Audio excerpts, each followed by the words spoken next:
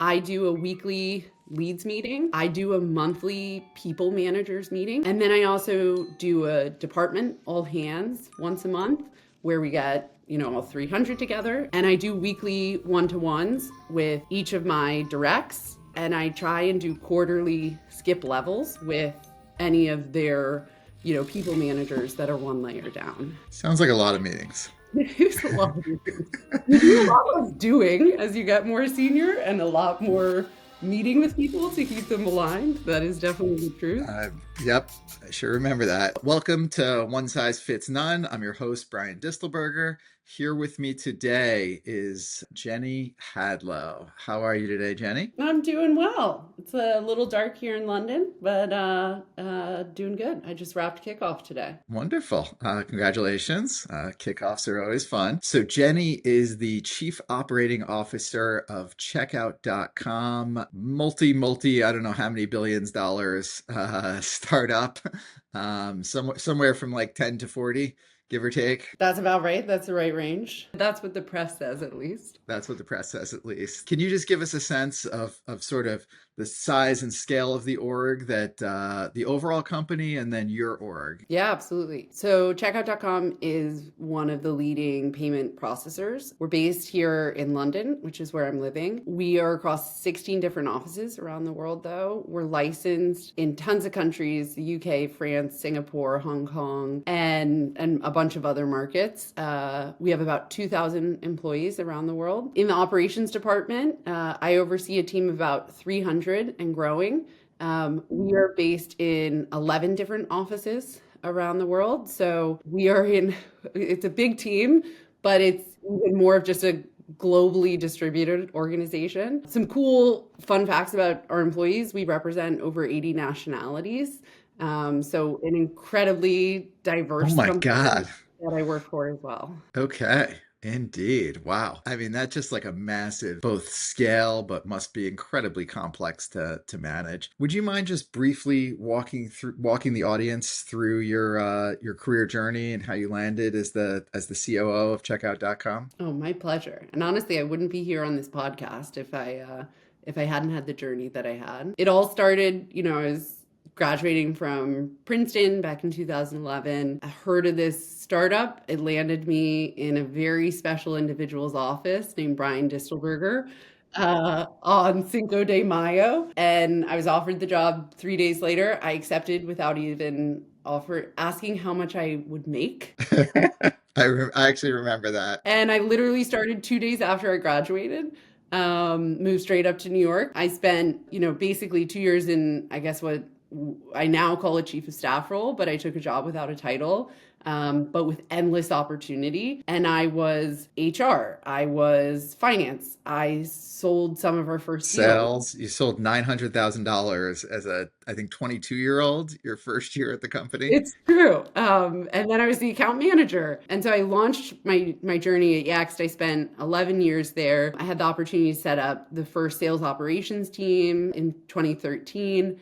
I then was asked by you and Howard to go open our European operations, which was an enormous opportunity. So I put on startup hat again and I moved with my husband to London with the remit of really setting up London, Paris, and partnering with another colleague on Berlin. And I went back to selling. I sold deals across all of the European markets. I was the account manager.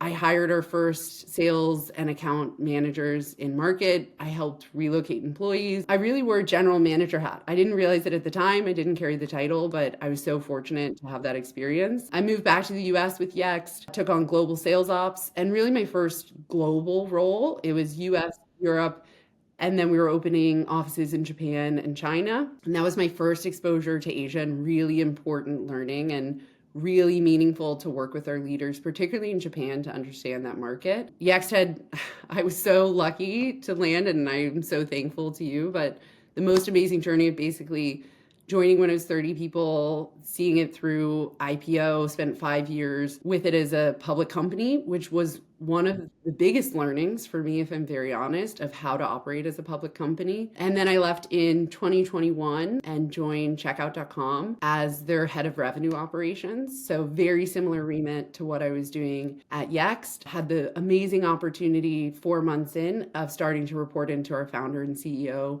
Guillaume Poussas. And about 6 months ago, or about 9 months ago, he came to me and offered me the COO role. I didn't ask for it, I wasn't expecting it. And it was unbelievably big opportunity and so much trust from Guillaume. And so that's how I ended up in the C-suite role, sort of via finding the right companies, but more importantly, the right leaders like you and Guillaume that helped me find my path and really believed in me and what I was capable of. Yeah, I mean, pretty incredible. And I mean, just to be very clear, I'm so grateful to you that you understate the value by a lot that you added to Yext, and obviously it was a pleasure watching you through this journey. But also, it sort of highlights like really well that there's not this like straight line path. Like a lot of times people are like, I want to be a COO one day. And here you're a CEO at probably one of the largest private companies in the world. You wore a ton of different hats and sort of zigged and zagged through a lot of different roles to get there, which gives you incredible broad context of how a company really runs. I honestly think I couldn't have become COO if I hadn't worn all the hats along the way. Just having a really good understanding for how all the departments work and how it all comes together, and spending time in commercial and selling, I think is so important because everyone's responsible for growth. And you gave me that great advice early on, which was, experience in sales will carry you such a long way. And I was lucky to be able to do it 2 times over at Yext without having to change managers and without having to change companies, but collecting a diversity of experience. And so, to your point, the nonlinear path, I actually think might build a stronger career in the long run. No, it makes a ton of sense. And it's also very rare that you were, what was your title before COO? I was the VP of Revenue Operations. Okay, so it's also a very uncommon thing to get the tap on the shoulder when you're a VP of Revenue Operations and to make that big leap to be the COO of the company. It's very uncommon for COOs to hold on to commercial operations as well. They stayed with me instead of staying with our CRO. I think is also a testament to the relationship I have with our COO, Antoine, in that there's just such a strong partnership there. But yeah, it's a non-traditional path, and it's a non-traditional remit that I have in it being so broad. So let's just jump into a few questions and want to get into exactly how you run an organization like that. So first, how is it structured? How many direct employees do you have? How do you think about span of control? So I have 7 direct reports, and that is pretty normal at the executive level. We really have been focused on spans and layers and reducing those. There's 6 layers to my organization, so it does go pretty deep. The operations department, just to give you a quick run of the groups, because operations looks different at every company. For us at Checkout, I oversee revenue operations. I oversee our revenue enablement team. I have an insights and analytics function. I oversee risk operations, which is all the guts of a payments organization. So this is underwriting, disputes, credit portfolio management, compliance operations. I mean, it looks more like a bank than it does a tech company on that front. And then I have merchant operations, which is primarily our customer support team. And I have a small team of basically pooled account managers. So they manage our smallest merchants, but they're revenue generating, they carry targets.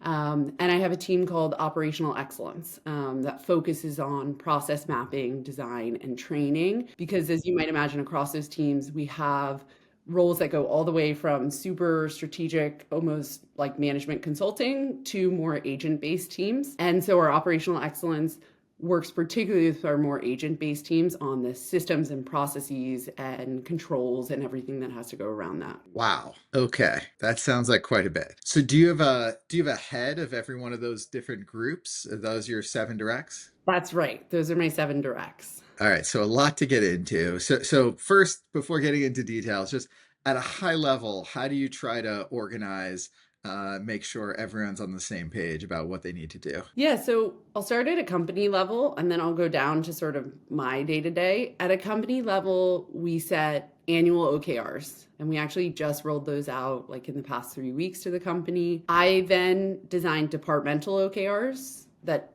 roll under the company OKRs. And we also, from a prioritization, we tier our company OKRs. So we have tier 1, tier 2, and then like basically tier 3. And that helps the whole company know what the most important things are. And similarly, operations rolls into each of those. Then my leaders, each of those 7 folks set team OKRs. And then you go into personal goals. So we have like a really structured framework here at Checkout on how we do annual goal setting. The company and the department set annual goals. Individuals set 6 months goals, so first half and second half. So that helps us just start the year and start the period aligned. On a more personal level, I do a weekly leads meeting where I talk to my 7 direct reports. I do a monthly people managers meeting. So I have about 60 people managers in my organization and I get all of them together every month and I lead a call with them. And then I also do a department all hands once a month where we get all 300 together. And I do weekly one-to-ones with each of my directs. And I try and do quarterly skip levels with any of their, people managers that are one layer down. Sounds like a lot of meetings. It's a lot of meetings. You do a lot less doing as you get more senior and a lot more meeting with people to keep them aligned. That is definitely the truth.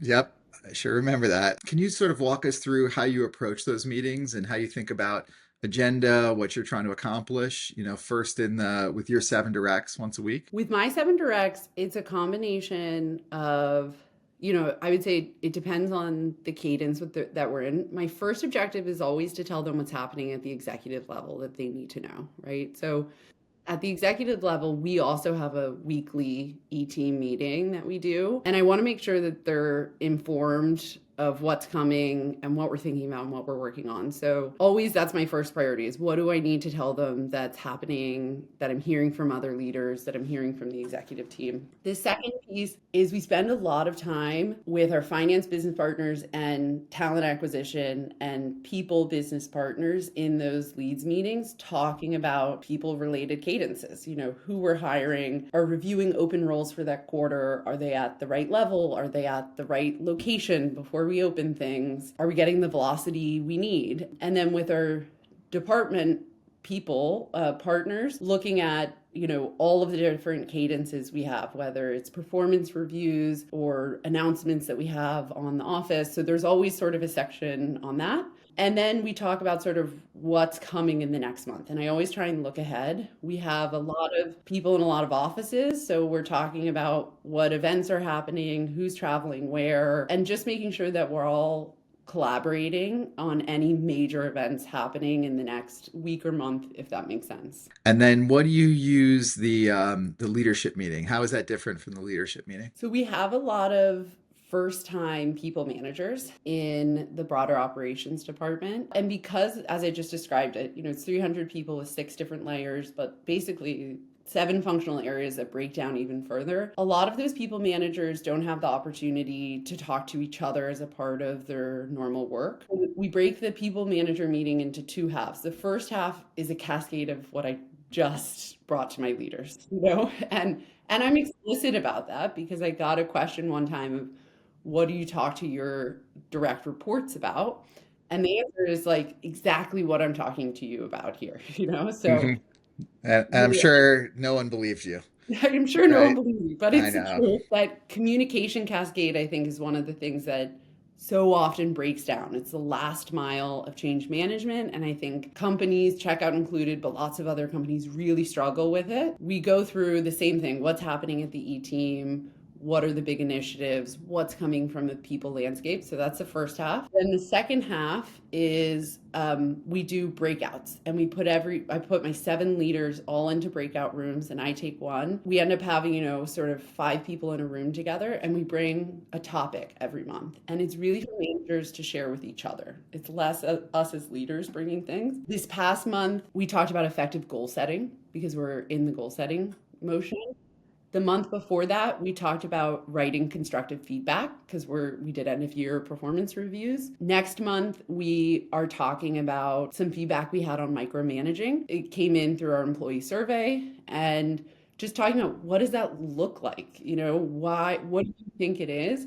So every month, sort of based on what's happening, we bring a different breakout session. Interesting. Okay, so you're using part of that monthly meeting to make sure everyone's on the same page, and then you're also using it to help with coaching, skills, and development for all your people leaders. Make sure they're running their teams the way you want and consistently across the groups. That's right. So they get some information from the call, but more importantly, they're building connections with other managers in other offices with the hope that they start building that natural peer network and they know who to go to ask more questions beyond their direct manager. Right, right, right. That probably helps with solving them being split across all the different offices, nationalities. Does everyone at least speak English? Everyone speaks English, unlike, some of the markets we had together. Even our Japanese office, everyone speaks English. So yes, it's not a problem. Makes it a lot easier. All right.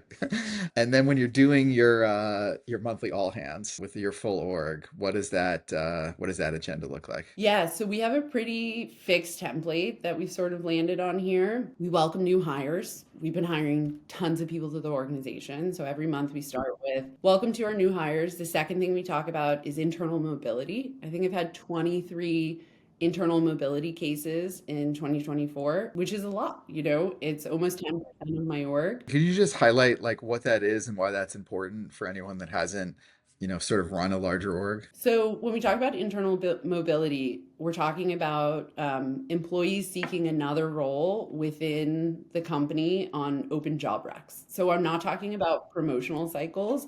I'm talking about jobs that we post both internally and externally. We've managed to place 23 of our operations team members into their next role here at Checkout as a part of that basically talent acquisition process. It is a really important metric for me because, like, for example, next year, the average level of hire that I'm bringing in is somewhere between a level 2 and a level 3. It's a more junior talent pool that we bring into the operations department globally. And so we're responsible for growing their careers. And promotion is not the only path to doing that. So we put a lot of focus on internal mobility and we put a lot of focus on celebrating it. So we celebrated every month at the operations all hands, talking about who they are, how long they've been here, what was the role they were doing before, and what's the role they placed into. It's not always within operations. I'm actually really proud that we've had some folks from operations place into technology and commercial and other departments, which is really exciting because it shows they're building a skill set that gives them a lot of breadth of their career here. Totally. And for anyone who doesn't know, when you get to be a larger org, you have a leveling system.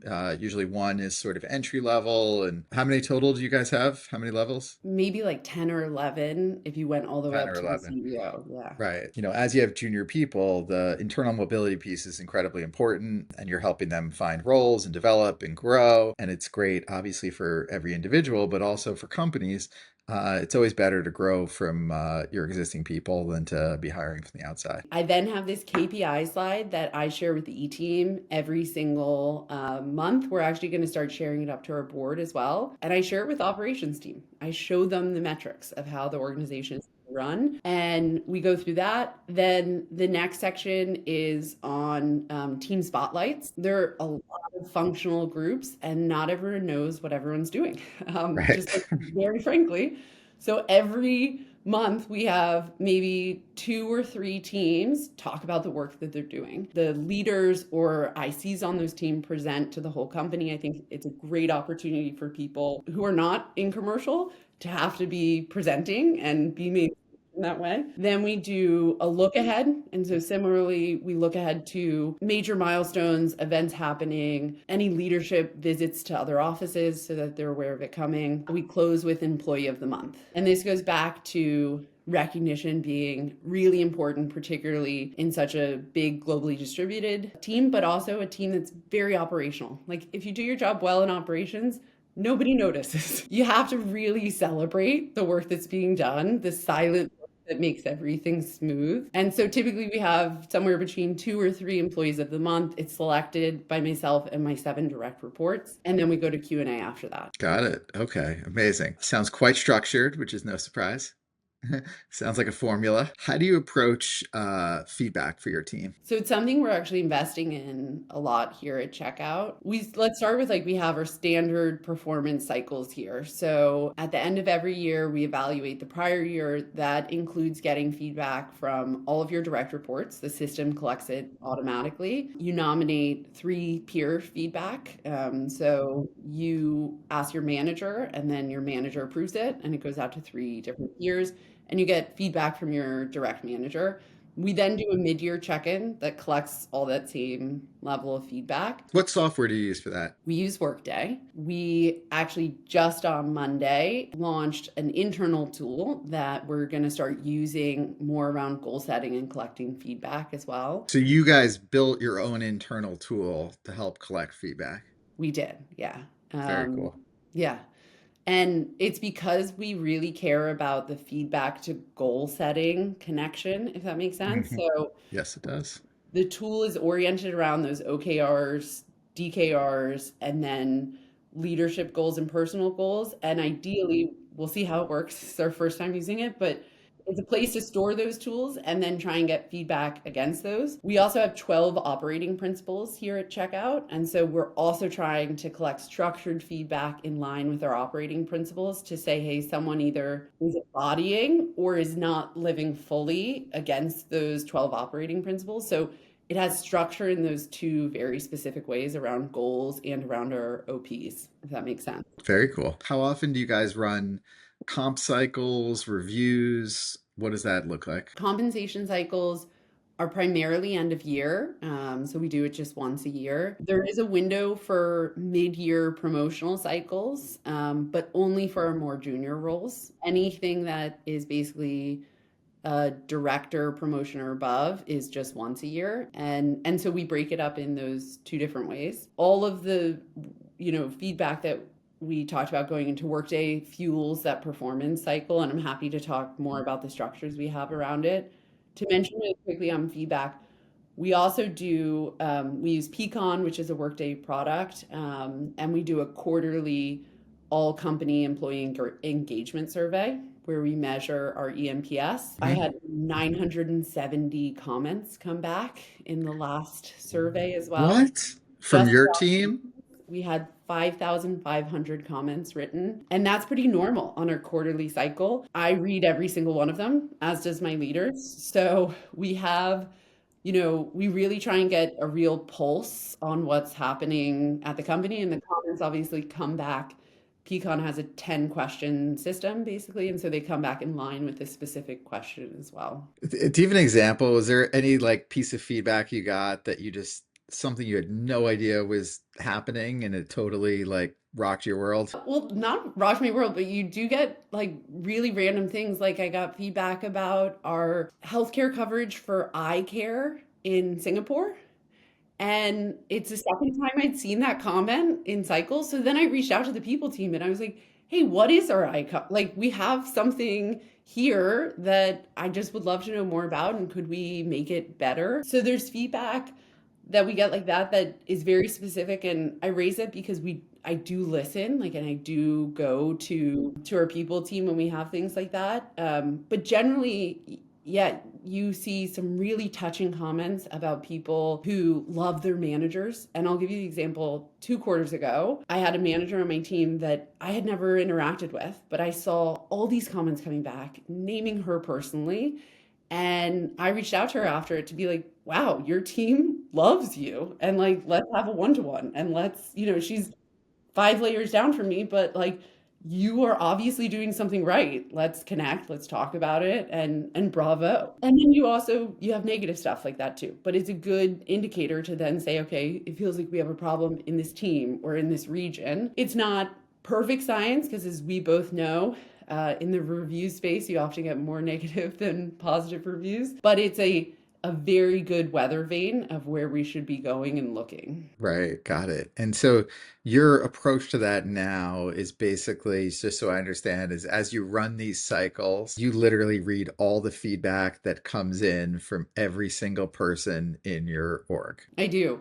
I take it all in unstructured, so I don't have it by location or team. I just like drink in 970 comments, and then I can look at the scores, and the scores I look at by team and by region, if that makes sense, to help me find the hot spots. Oh my goodness. Okay. So when you're running one of these cycles, what percent of your time would you say you're devoted towards actually like managing this process? I mean, once the scores come in, I probably spend around 10 hours on the follow-up work. It's going through the data, it's going through the comments, which I always hold for a long haul flight. It's a great time to do it. And then we put together action. We talk about it as a leadership group, we talk about it at the executive team, and we pull together an action plan. And then I report it back out to the company. And I share our full departmental scores with my team. And we talk about what we heard and what we're trying to do to address it. So at least like 10 to 15 hours are spent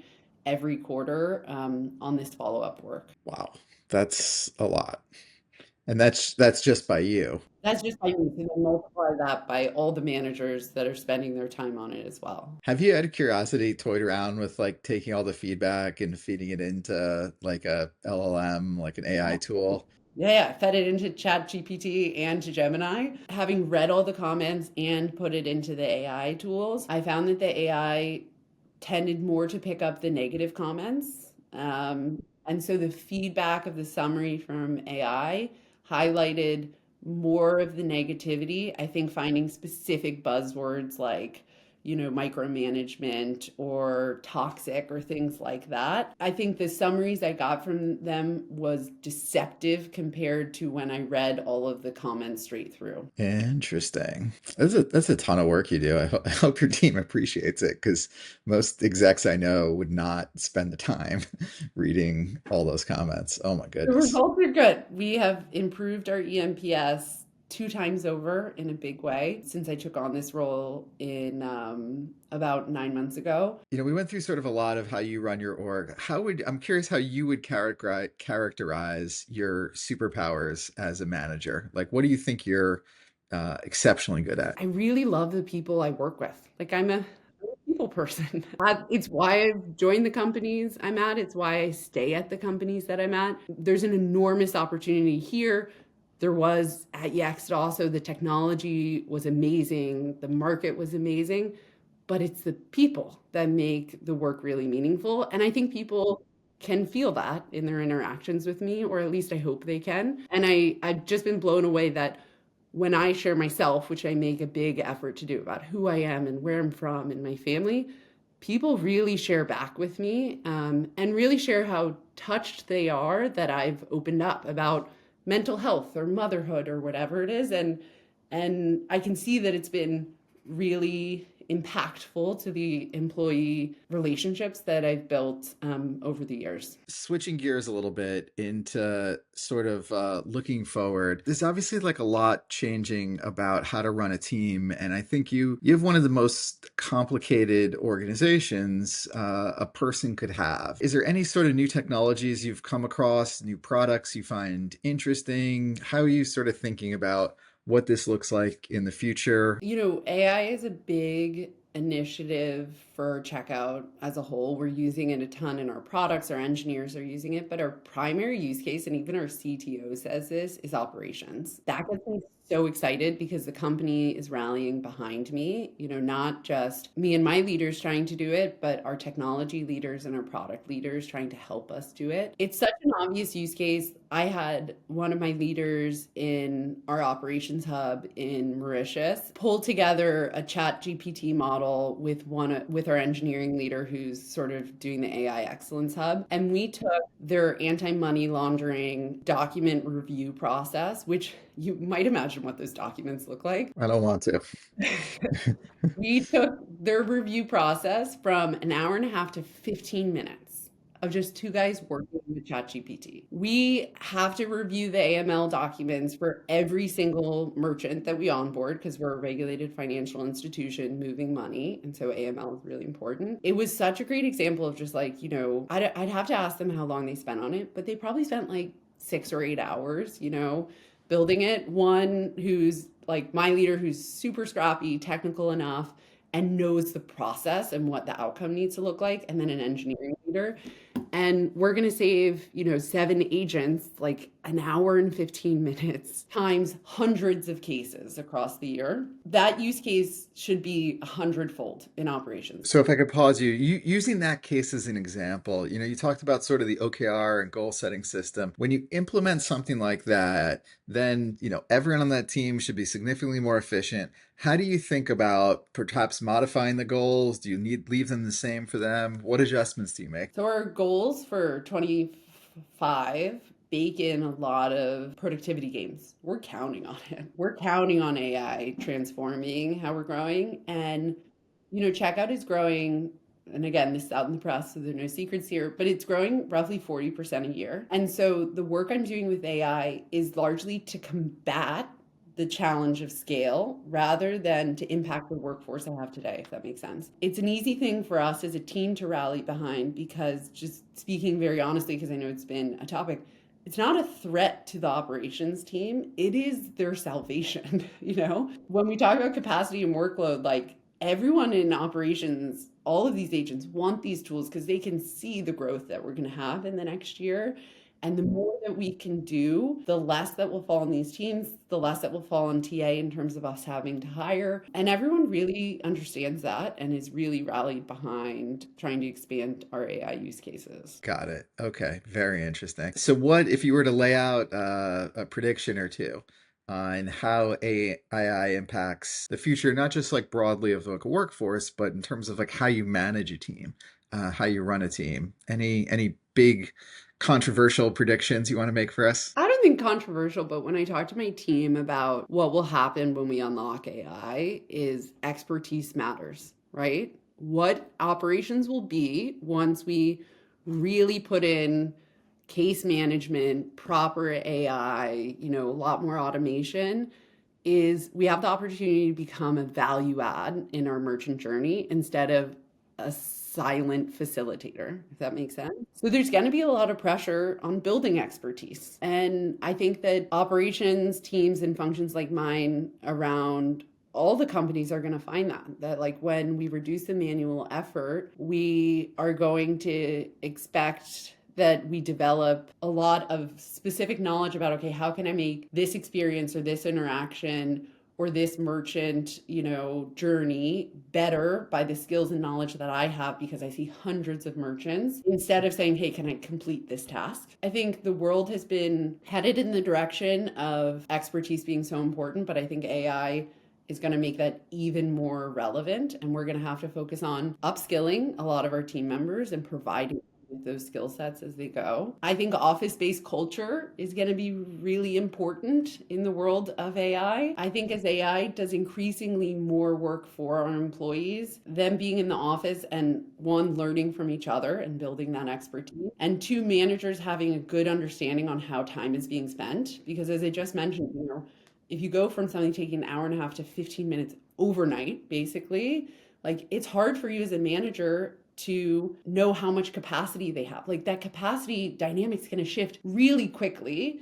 And we're an in-office culture here at Checkout, but I really believe that in-office is going to be really important as you get those productivity gains. And it's not to be big brother. People want to be engaged and busy at work. People are happy when they're busy. People are happy when they have a full plate. Not a too full plate, but when they have just the right amount of work. Managers will have to stay close to their employees in order to balance that as things get easier with technology. Interesting. No, I totally agree. I just felt like a company can't make a person happy, but what you can do is make them productive and feel like what they're doing matters. Jenny, thank you so much for joining us on One Size Fits None, hearing your unique approach to running an incredibly complex org and by all accounts running it quite well. You're kind to say that, but I'll leave it to my employees to say that that's true.